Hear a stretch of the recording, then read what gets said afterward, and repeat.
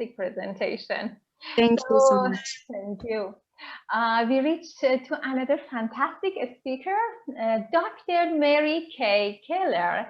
She's a certified family life educator and coach, TEDx speaker at www.marykkeller.com, and chair of the online Applied Family Science master's degree at Wellington University, accessible globally. She holds a PhD from Florida State University, a Master of Public Administration from the University of Utah, and a bachelor's from Weber State University. Welcome, Dr. Mary. Thank you so much. Please, over to you, Dr. Mary. Syed, can you please unmute Mary? Yes. There we go. Okay, thank you so much. I didn't know if you knew it too. Your chat's disabled. I couldn't put any information in there. So I'm really excited to be here. I love to interact globally. I think it's because my parents were in the military when I was a child, and I didn't spend all my life in the U.S., so I enjoy the cultural diversity. So I'm very excited to be here today. I'm just going to jump into it because I know you have a limited amount of time. So I'll share I need to share my screen. If somebody can enable that.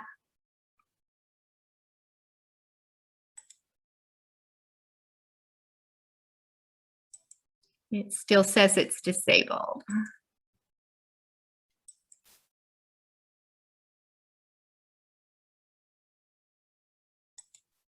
There we go. Okay, let me find my presentation here. So I did my research. Oops, let me see if I can manage this. Let me pull the video over there. So I did my research on fathers who massage their infants. And I want to tell you, I didn't choose this topic. It chose me. It actually came out of my critical review. What I was interested in researching when I was at Florida State University was infant massage in general. And I did a critical review on it, identified 300 different articles and reduced those down to 33. And that's a different presentation. But out of it, what stood out to me was there were only 2 research articles around the world from regarding fathers who massage their babies. So the purpose was, the research question was, what if any benefits did fathers perceive from massaging their infants? This was a case study with 5 first-time fathers. So the lit review, fathers exhibited sustained long-term caregiving and initiated interaction with their infants after learning to massage their infants. Opportunity, 91% of fathers are involved with the mother at the time of the birth, and this drops to less than 50% by the time the child enters preschool. I do believe those statistics are applied here in the United States. I'm not so sure that that's applied globally. Practice. When fathers are primary caregivers, trained and or observe child care activities, they become more like the mother in their caregiving. The enjoyment, fathers who are involved in caregiving report higher satisfactions of fathering. Historically, nearly a century ago, research indicated a higher need for infant touch, and 57 years later, 1977 studies involved mother touching their infants, and these studies were conducted then. Currently, in 2010, a literature review of 28 RCT articles, only 2 were focused on fathers massaging their infants in 1992 and 2002. Attachment theory. Back in the 1940s, when Bowlby and 50s and Ainsworth researched theory to practice, attachment theory was developed by researching mothers' relationships to their infants, which was contextual at the time because in the 1930s here in the United States, men were going to work, women were taking care of the babies. They really weren't involved in the upbringing of the children to any extent the way that mothers were basically involved with it. And I want to point out that was to our detriment, because then when anything went wrong with the child, it was always blamed on the mother and the mothering, because of that connection back there. So research methodology, this was a qualitative case study analysis. The case study is an N of 1. The subjects were 5 fathers. The exploration of fathers' experiences in massaging their infants. I used a demographic survey, structured interviews, self-reported diary, and video observation. So this data collection, here's how the process went. First, there was a screening and a demographic survey. And during this time, I also asked them why they wanted to be in the study. I want to let you know that none of the 5 fathers knew each other. None of them were in attendance when they were all done separately in their home. And all 5 fathers responded to me and said, I don't have a breast. And I thought, what was that all about? So that was good as a qualitative researcher to kind of inquire a little further, and I'll tell you what that means a little bit later on. So stage 1, structured interview, infant massage demonstration, and a video recording. So I went into their homes, I interviewed them, I demonstrated infant massage for them. I'm a certified infant massage instructor. And then I recorded them afterwards massaging their child for the first time for 5 minutes. Then during stage 2, fathers massaged their infants daily. Recorded massages 1 time each week in a diary. We figured they would do better if we had a structured diary. So we had them check what time of day, what body parts that they massaged, and included some place for them to put their own information in. Stage 3, they had a structured interview. So they had a pre and a post interview with me. So structured interview, again, we did the 5-minute recording to see how they were massaging after they had completed the project. And then we reviewed both videos, and then we decided to allow them to see both videos to record their reactions to the video. And that was also recorded in the document. So member checking responses for accuracy, appointment set, incentive, and family infant massage demonstration. The incentive for fathers to do this was that later I would come back and teach both their wife. In one case, it was the wife and the grandma. He wanted to learn how to massage the baby. The qualitative research rigor, this is kind of a crosswalk because a lot of times people that do only quantitative don't really understand the power of qualitative analysis. So for credibility, we had triangulation, member checks, and time sampling. Transferability, we provided thick description and purposive sampling. Dependability created an audit trail, code and recode strategy, and triangulation. Confirmability, triangulation, practice reflexivity, and negative case analysis. Even the negative case analysis that came up was actually explained to be a positive. And so here are the different terms that crosswalk you from qualitative to quantitative. So in internal validity, in qualitative research, it would be the credibility, which was the strategy that was employed was triangulation, member checks, and time sampling. Transferability, external validity, provide thick description, purposeful sampling, and you can see how these strategies were met by the interview, the self-report, the diary. So over here is just where each one of those processes, those research methodologies met these criteria. So dependability and reliability created an audit trail, code, recode strategy, and triangulation. Confirmability, which is equal to objectivity, was triangulation, practice reflexivity, and negative case analysis. I used Atlas TI to code the data that came in, and there was a large amount of data. Visual analysis tool, lots of amounts of data, text, graphics, audio, video, GPS mapping. Atlas TI also is a systematic qualitative data analysis, which assists in developing primary elements and interpretation of the meaning of the data into useful knowledge.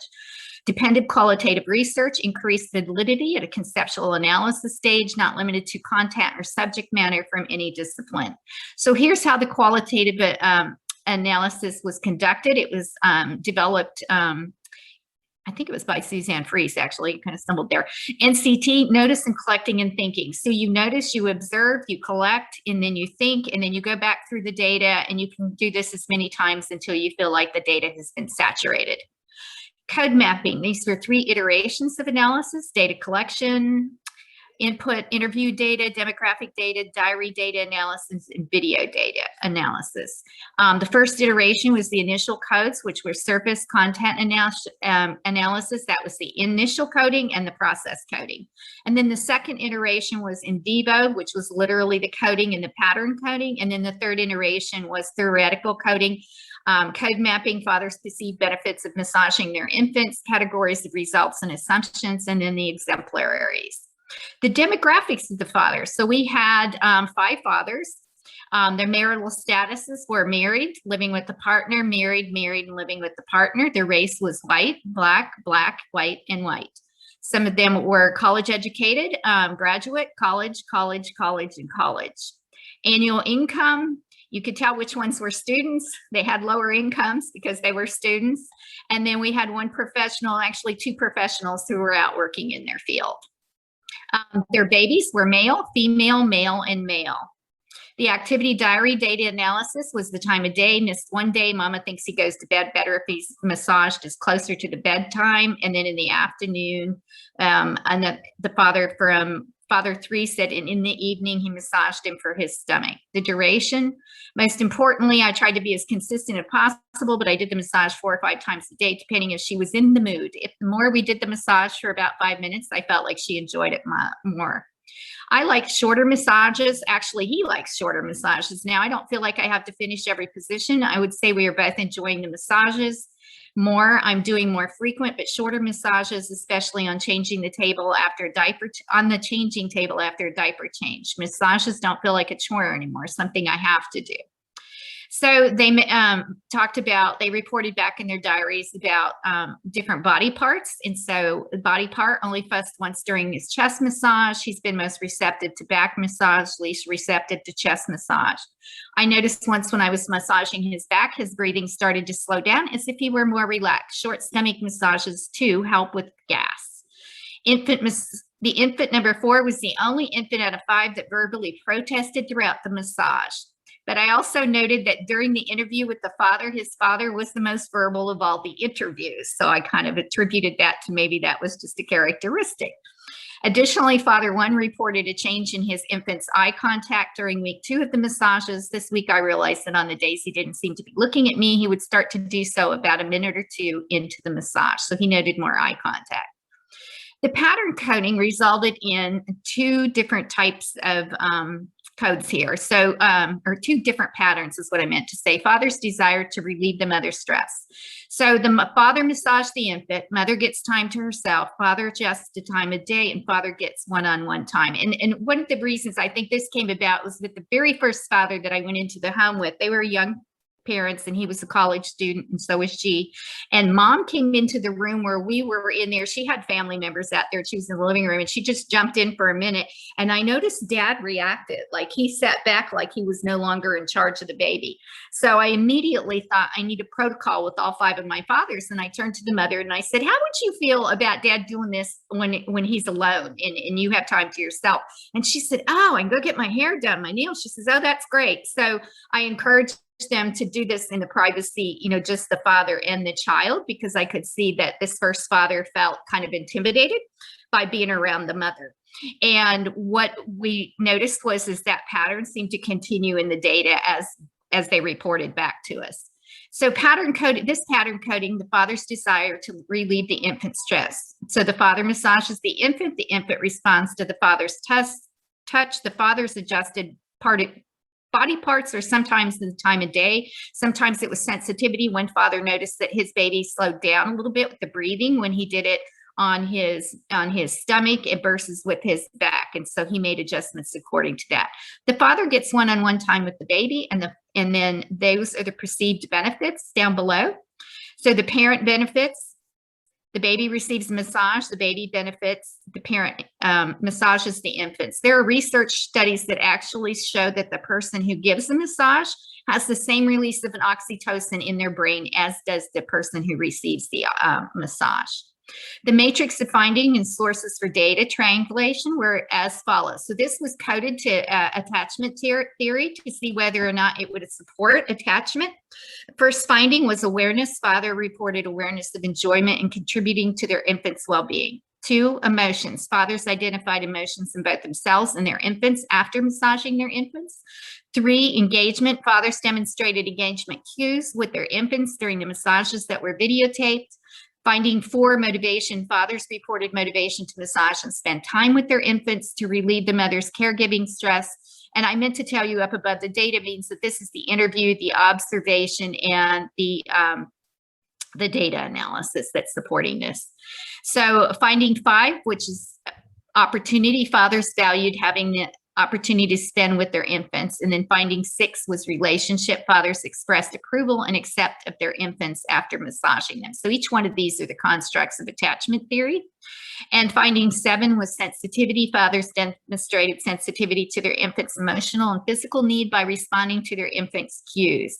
Finding 8, benefits. Fathers reported benefits of relieving their infant's stress. And finding 9, confidence. Fathers reported increased confidence in their skills and ability to interact with their infants. Now, critical review of parent education has shown that parent education does increase confidence in the fathers, as well as it also helps them promote the relationship over the long term.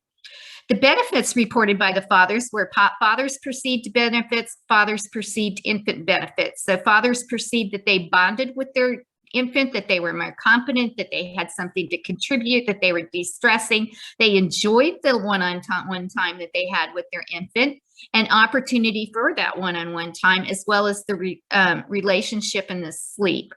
They perceived the benefits for the children as contributions to infant development, bonding, calming, communication, verbal and nonverbal body language, and they enjoyed relaxation. They also felt like it was a sense of play with the baby, and then they had sensitivity. You know, the fathers reiterated to me that they often feel like they have to go in, like they almost feel like they're not supposed to be taking care of the baby. Like, we don't realize sometimes that as women, we're so comfortable with this area of our life that if they haven't been in traditional environments, they're not necessarily feeling comfortable about imposing themselves. So I found that the fathers were more reticent, not because they didn't want to be with the babies, but because they didn't want to offend. So discussion, these are the attachment concepts and assumptions. So the results were that this is how the supported attachment was through awareness, emotive, engagement, motivation, opportunity, relationship, sensitivity, learning, and insight. So the discussion for this is the implications for future research, practice for professionals, practice for fathers, and contribution to the literature. The longitudinal studies: did fathers continue massaging their infants after the study? What impact was there on the father dyad during the early years? What were the mother's perceptions about the time that the father spent with the infant and their behaviors after the study? There was only one longitudinal study done here in the US on parent engagement with fathers. Unfortunately, when I read it, what happened was I looked at it and noted that they were using attachment theory, which, you know, and using teenagers. And so they were looking at fathers with their teenagers. And I thought, well, we have a problem there right up front, because socially, teenagers are at a point where they're trying to move away from their parents. They're already starting to disengage and build their own rapport. And so they didn't find attachment there. And I really think that what we need to do is go back and start from the beginning, just like we did with attachment theory with moms. The next discussion is the replication of past studies to determine outcomes for fathers' contributions. So premature infants gain weight after being massaged. Expectations of infants with motor problems became realistic and positive after being massaged. Massaged babies had higher Brazelton neonatal behavior assessment scores. Their catecholamine and norepinephrine and epinephrine increased in massage difference, increasing their sense of safety and well-being, which is critical to attachment and bonding. And notice all of those studies I'm talking about were done with mothers. So when it comes to family studies and the ecology of attachment in the family, the authors postulate that attachment does not hold exclusively to the parent-child dyad and can also be applied to the family, so that the more that the family comes together and is cohesive in these activities, that it does impact the entire family. Non-residential fathers are less involved in residential fathers and have the same attitudes of commitment to fathering as fathers who were residential fathers, however, reported feeling lower feelings of competence and satisfaction, and competence may be a key factor in influencing father involvement. Competence and confidence confirmed in systematic review of parenting and caregiving education by the Cochrane and Campbell collaboration. Mothers reported less symptoms of depression, regardless of whether they massaged their infants or watched someone else massage their infants. So that has high implications for the fathering massaging the baby in front of the mother. Future quasi-experimental designs would be a randomly controlled double-blind study in which the participants are waitlisted. Control groups learn from infant massage later and blindly assign the two groups in a 2x2 pre and post for experimental group, and then control group is post-tested at the same time as the control group, and again after they have learned to massage their infants. Collected data would be analyzed using repeated measures, ANOVA analysis of variance to determine what, if any, difference there were between the two groups, setting up for a longitudinal follow-up. The discussion, the practice for professionals, bonding and attachment opportunities for fathers. Fathers showed a willingness to relieve the mothers of their caregiving activities and felt confident spending time with their infant. Fathers reported feeling bonded and attached to their infants. Additionally, fathers responded emotionally and reported motivation and changed their attitudes when provided opportunity. Fathers greatly benefited from infant massage classes with other fathers. Discussion 2, fathers' contributions to the family. New fathers transitioning into a fathering role became stressed, and this negatively impacts the marital relationship, which also may impact the attachment to their infant. Note, teaching fathers infant massage increased their feelings of competence and their sense of contributions. Fathers responded with sensitivity to their infant's needs. Practice for fathers. Fathers' contributions are important to infant development. Fathers need to actively seek opportunities for involvement. Note, it is equally important for fathers to understand that although the relationship develops through different means than the mother, it is just as valid and has just as high of an impact on the infant. So the contributions to the literature were a theoretical framework, credible research platform, rigorous qualitative design, formalized qualitative process, and a computer-assisted tool. Formally, in the critical review that I had done, none of the research on infant massage had a theoretical framework. This one was the first one that was conducted that did.